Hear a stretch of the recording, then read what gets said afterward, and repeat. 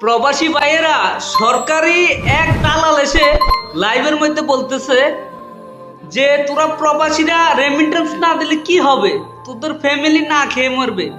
আরে হালারু থালা, আমরা 1 মাস 2 মাস 3 মাস যদি টাকা না দেই তারপরও আমাদের ফ্যামিলি মরবো না। আর এখানে আমাদের ফ্যামিলির কথা কেন আসবে? আমরা তো দেশে টাকা দিব না, এটা একবারও বলি নাই।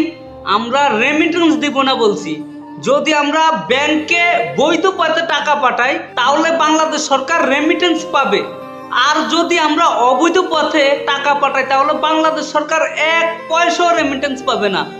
আর অবৈধ পথে টাকা পাঠানোর জন্য কত ওয়ে আছে তা তুই জানোস? আমরা টাকা বিকাশে পাঠাবো, হুন্ডিতে পাঠাবো, তাতে আমাদের ফ্যামিলি আরামসে চলবে। আমরা তো টাকা পাঠাবো না একবারও বলি নাই, আমরা বলছি রেমিটেন্স দিব না। তারপরে সে বলতেছে প্রবাসী ভাইরা এমন ভাবে বোকা বানাচ্ছে আপনাদের। সে বলতেছে তোরা প্রবাসীরা কি এমন হয়ে গেছিস দেশের জন্য। আর শালা তুই কি জানোস বাংলাদেশের 53% কন্ট্রোল করি আমরা প্রবাসীরা। বাংলাদেশের অর্থনীতির 53% কন্ট্রোল করি আমরা প্রবাসীরা। আর বাকি যে 47% আছে তা অন্যান্য খাতে কন্ট্রোল করা হয়।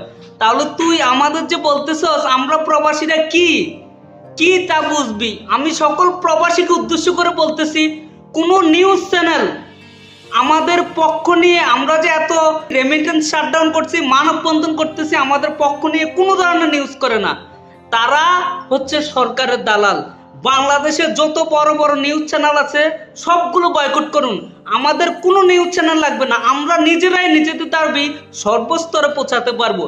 এটার জন্য প্রয়োজন আপনাদের সাপোর্ট। আপনারা আমাদের ভিডিওগুলো বেশি বেশি করে শেয়ার করে দেন, যাতে সরকারের উচ্চ পদস্থের লোকের কাছে আমাদের ভিডিওগুলো পৌঁছে যায় এবং দেশের টনক পর্যন্ত লড়ে যায়। তারা বলতেছে তোরা প্রবাসীরা কি দেশের বাইরে? যেহেতু বাংলাদেশের সকল নাগরিকরা ট্যাক্স দিয়ে মোবাইল ফোন রেজিস্ট্রেশন করবে, তোরা প্রবাসীরা কেন করবি না? আর শালা গান্ডু, আমরা যে দেশের প্রবাসী ওই দেশ থেকে আমরা মোবাইল কেনার সময় ট্যাক্স দেই, তাহলে আমরা বাংলাদেশে গিয়ে আবার কেন ট্যাক্স দিব রে?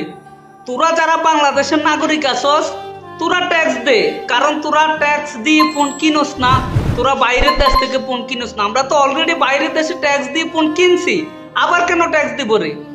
টাকা কি তোর বাপের গাছ এভাবে লাড়া দিয়ে কি আমরা টাকা ইনকাম করছি? তাহলে আমরা কেন আবার ট্যাক্স দিব? তারপরে আরো একটি যুক্তি দেখাচ্ছে, মোবাইল রেজিস্ট্রেশন করতেছে বাংলাদেশ থেকে যাতে ক্রাইম কমানো যায়, ক্রাইম করলে যাতে ট্যাক্স করে ধরতে পারে। হ্যাঁ, এটা ভালো, আমরা তো বলি না আমরা রেজিস্ট্রেশন করব না। আমরা যে দেশের প্রবাসী ওই দেশ থেকে আমরা ট্যাক্স দিয়ে একবার ফোন কিনছি, আমরা